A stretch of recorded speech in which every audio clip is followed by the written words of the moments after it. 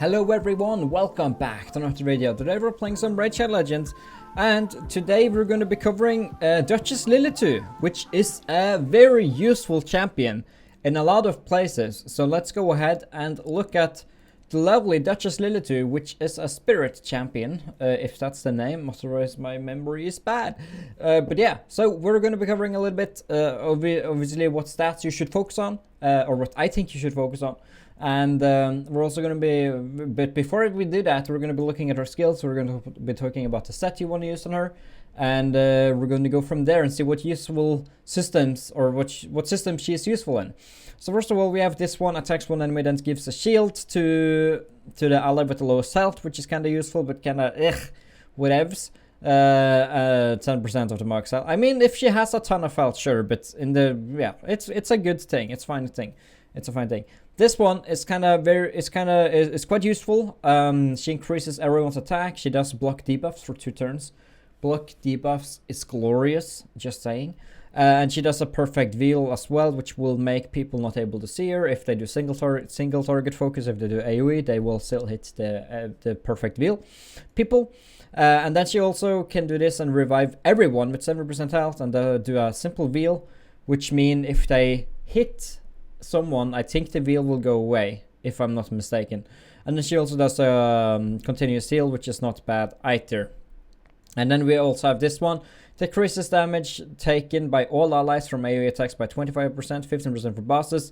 So that just makes a very big difference. And her aura is also fine, not as good as Lysandra or Arbiter, but it's in all battles. I think Lysandra is also in all battles, but it's a fine aura. This is the masteries that I use on her.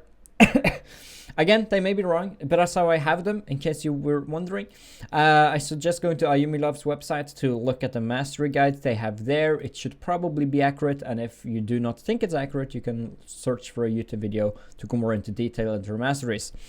So first of all, let's think about her gear for a moment.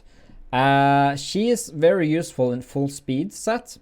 The quicker she is, better she is.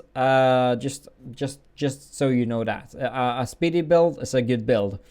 And what you mainly want to focus on her, which differentiates well, as a secondary focus, because obviously I think speed is the most important one. So more speed, the merrier. But even then, like, it could be argued that resistance is just as important as speed. So having like resistance, I would say share the top spot. Like speed and resistance, I think share the most important things. Unless you use an immunity set, obviously, then you do not need a lot of resistance. But what Duchess is usually used is behind a speed booster. Because yeah, she does perfect veil and stuff, but she doesn't increase any speed or turn meter. So she's usually behind the speed booster. She's especially useful behind Lysandra, because Lysandra doesn't give an attack up. Therefore, Duchess Lilitu is very useful. She can also be used behind an Arbiter, but it's kind of redundant. All you would get would be the immunity to debuffs, which is fantastic. So she can technically be used as just pretty much a man-eater, just be able to do the AoE immunity debuffs. But I do think she's kind of redundant behind an Arbiter. But there are a lot of people using her behind an Arbiter just for the perfect veil, I suppose, and block immunity to debuffs is the most important one. So she can be used behind an Arbiter, but I think she's most useful behind Lysandra. If you want to make her your quickest champion, you do need a speed booster, such as Gore Grab or whatever. For whatever reason, if you want to make her the quickest, you should definitely have like a turn meter booster or a speed booster right behind her. But I do not suggest making her your quickest champion. Just so you know that. She shouldn't be your quickest, she should be your second quickest, or even third quickest. But yeah, like behind your main speed booster. And that's why speed is obviously very important on her. But I do say that resistance is also incredibly important, especially against tournament teams and stuff. Like if you have Lysandra doing her thing, and you have everyone in immunity except for Duchess, because you want to make Duchess tanky and stuff like that, then a good amount of resistance is important. And as well as speed and resistance sharing the top place, having a lot of health and defense is very important on her. Duchess Lilitu is known to be a tanky champion, so having just a ton of health and a ton of defense is very important. I do say that, I do think that health is more important than the defense, but having both very high is very important. You should have her, like endgame players probably have her at 90k health. Mine is not nicely built, but that's just a reference. You should have a ton of defense and health to make her as tanky as possible, especially because of the perfect wheel. Everyone will target her, so she needs to be able to tank that. On the floor, tank that. Okay, no. Okay, so shake that. Okay. So yeah, just an FYI. The rest, it's kind of whatever. Just resistance, speed, and health. And defense. Yeah, health, defense, speed, and resistance is important. And yes, so now let's take a look at where she can be used. She can be used in campaign, to be honest, even Nightmare campaign. If you have an incredibly tanky secondary champion, or if you want to do it for the full team. If you have a tanky, cool team, maybe even like a lifesteal Mountain King or something like that, and lifesteal stuff, you could potentially use her.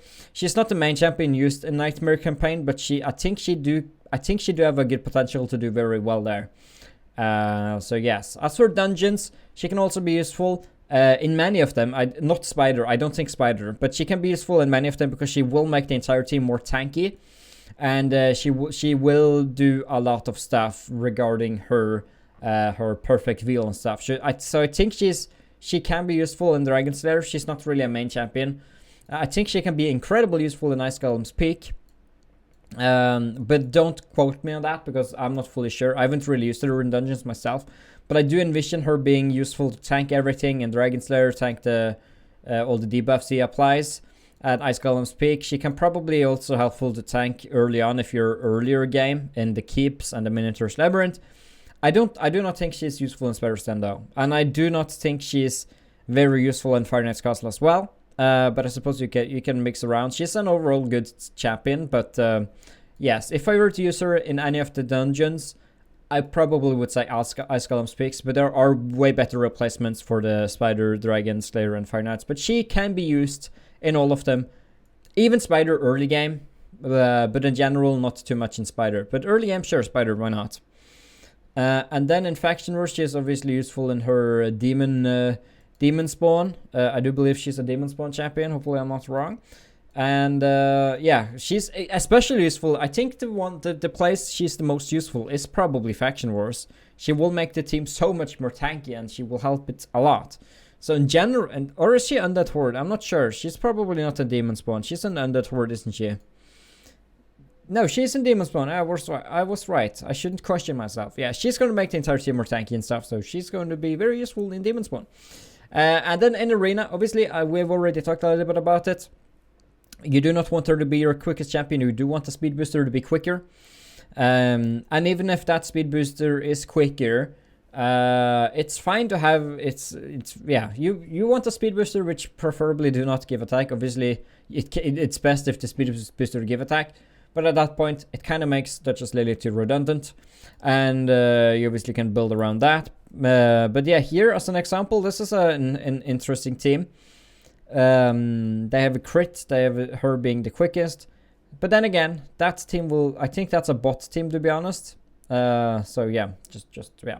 Okay, cool. And with normal arena or classic arena, she's obviously here as well, useful in tag team arena. So yeah, but as you can see, she's not really used too much. But if we look in the classic arena at the top players, she's used in the top 3 team. There we go. Lysandra going first. Well, Hegemon going first, then Lysandra going. Then we have Duchess going to increase the attack, and then we have Trundan nuking. So that's a good example of her team. I'm sure that Lysandra has like 370 speed, 360 speed. But just a little bit of thing. She can also be used in tanky teams. She can be used in resistance-based, well, not resistance team-based teams. It's kind of useless then, I suppose. But she can be used in tanky teams as well. She, like this one, I suppose she can be used in a resistance team, such as this one. So she's overall pretty useful. She's a very useful champion for sure. And Doom Tower, again, she will make everyone survive more. She will increase their attack if you do not have an Arbiter or another attack booster and stuff like that. So she is very useful in general.